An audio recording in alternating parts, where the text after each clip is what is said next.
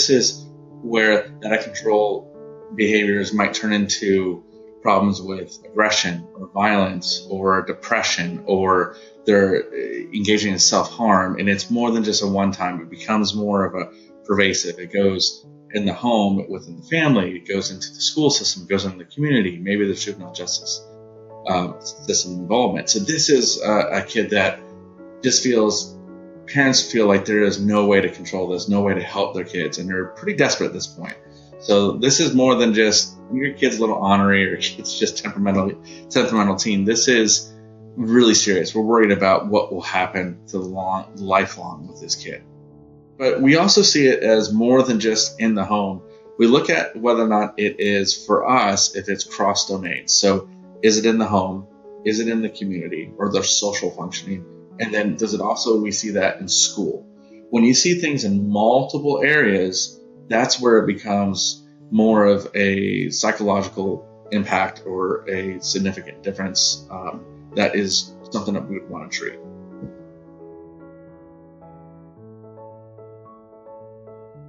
Depression in kids doesn't always look like that chronic low-level melancholy, woe is me. With kids, it can look like irritability, irritation, reactivity, outburst. So we look at that. Is that actually what's going on? Is this an underlying psychological or neurological condition? Other things we look at is if there's anxiety that causes that, or even something more like neurodevelopmental, whether it's ADHD, because a lot of our kids, the core of what's going on is ADHD that's not treated effectively, and that leads to a lot of issues with, self-esteem issues, efficacy issues, which lead then to depression and anxiety. So some of our approaches actually, we might even start with ADHD management and to improve the overall self-image and self-concept, which then snowballs into the other things melting away. Other things we would look at is if there's any other kind of more severe psychiatric or psychosis, those kind of concerns. Those do happen. They do tend to pop up earlier, or I should say late teens. We might see that if it's like an early onset. And sometimes it's hard to kind of see where that's at, or a kid's pediatrician may not be used to seeing that because it is so very rare. We see that here, and where it looks like, oh, this kid is anxious, and we go, oh no, that's actually paranoia.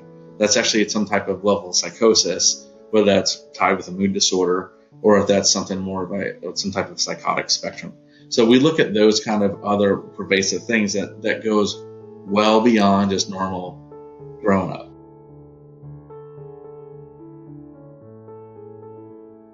The first thing that we provide is a thorough assessment. That's pretty critical. We have to know where we're starting in order to develop a plan to treat. So our kids come in at this point, everything's not worked. The whole world seems against them. They're like, I'm a problem. I'm horrible. And there's a lot of language that definitely works with this. We do a lot of effort to actually teach the kid to say, no, this is a problem that's working against what you want to be. And a lot of that is in the family concept model. So we do a lot of emphasis on increasing the family's functioning, the family's communication. We do that by teaching involvement in parent support groups. We give materials for the parents to study while the kids are here and on away. And we also integrate a lot of these topics, whether it's Embark's CASA model, or we use a lot of times Nurture Heart, Parallel Process, and many others that have empirical support. We integrate that into both the family support or the parent support group and also into family therapy. So that is to enhance the parents' abilities to communicate differently so that the kids can learn that the parents are a resource and that they're with them. So we know that we have a better chance of success, that when a kid comes here and it's the I'm a problem, when they leave, it's we are against this problem, or we are managing this difficulty, this mental health issue, and it's we. When families do that, we see long-term success. And also you see the relationships and the attachments in the family start to become significantly more healthy.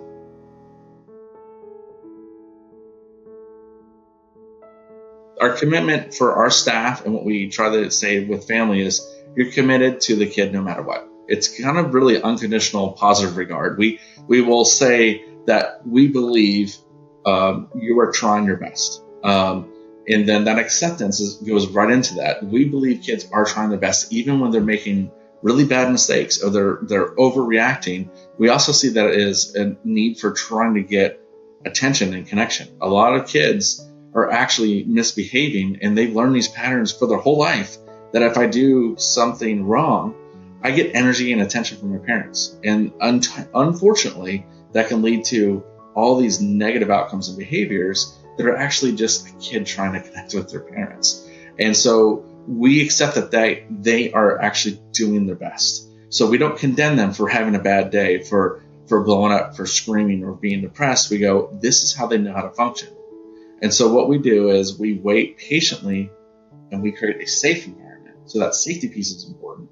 So they can have that explosion, have that depression, have that anxiety, and feel safe. Because a lot of times kids don't feel safe because if I'm really angry at school, I get in trouble. If I'm really angry in the community, police are involved. If I'm really angry at home, there's arguments, there's discord in the house. Well, here what we're doing is we're creating a new environment where we can keep a kid's safety by protecting the environment, by actually pulling away other kids, so give them that moment, and then allowing them to have that burst of energy go down. And when they're recovering from that stressful moment, we then bring in and try to match where they're at and try to help them understand what just happened, what happened in the environment, what happened in your mind, what were the cues of what you went through, what happened, and what could we do next time. So we're not blaming them. We're not saying you made a mistake. So that idea of we believe they're doing the best then, and creating that safe environment then leads to having attunement, that last one, where we're attuned to the language that they need to hear. And that is trauma-informed language that allows us to kind of get in and build relationships and trust. As we have success doing that here at staff, we immediately try to incorporate that with the family. Hey, this is what we learned. Have you ever done this before? Have you seen this before? Most of the time the parents say, yeah, we've done something similar to that. And we say, do that more. Do that 100 times more. Because most families have had success, but there's so much struggle and suffering, they can't see it anymore. When we don't have parent involvement or high involvement, our treatment suffers significantly. So it is something that from the first phone calls we meet, when we talk with parents, when they're first calling to ask for help, to when they're talking with our people on site, to I do intake assessments on the phone before parents get here. We go through everything that's going on. We talk about possible root causes or diagnoses or symptoms, and then we start to make a plan of this is what we're going to do while your kid's here. And we make sure that they're on board with that process, that if they feel this is a good fit, and that this is what they want to go. So right from the beginning, parents have a lot of say of what treatment is like. And there's also an expectation of, we need you to keep this involvement throughout. So we, of course, are doing family therapy at least weekly. Sometimes it goes to twice a week, depending on the needs. And then, like I said, the parent support group, we also have, and the different sites are different how often, because of the different program demands, how often they have a family days visit, where it could be over a day or it could be over a weekend.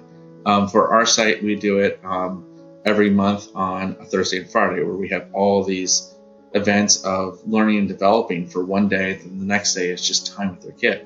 This is all very important. It's all integrated into our curriculum, where we incorporate CASA, Nurtured Heart, and the parallel process. And so the families that complete 90 days program get an overview of all of that. And it's not only integrated into the parent curriculum, it's also integrated into their family therapy, and then to what the kids experience. And then we take concepts, so they hear the concept throughout the whole week.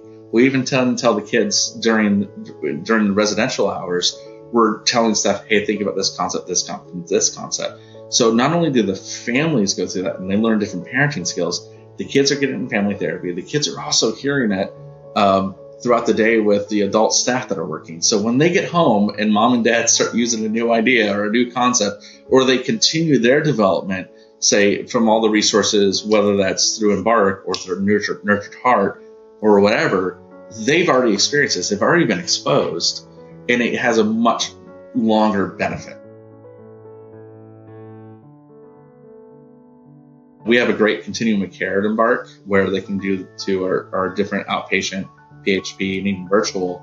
But we also look at, hey, how do we integrate with the school?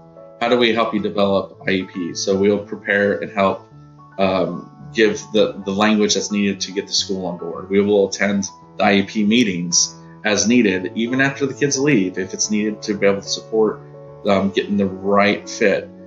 We will attend even court hearings virtually. We attend meetings with probation or other leaders in the community involvement. We try to get all the natural supports wrapped around these kids, so when they get home, there is a plan. So our kids and families don't feel alone. Our parents feel alone. They feel isolated when they come in. We do all the therapy.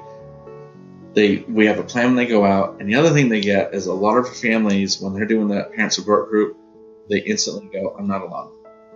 There's other families going through the same thing. Oh, gosh, it wasn't just me. It's not just me. I'm not a terrible parent. It's something this force that's working against our family. So there's a lot of different ways that it helps parents feel supported and prepared for when the kids return home.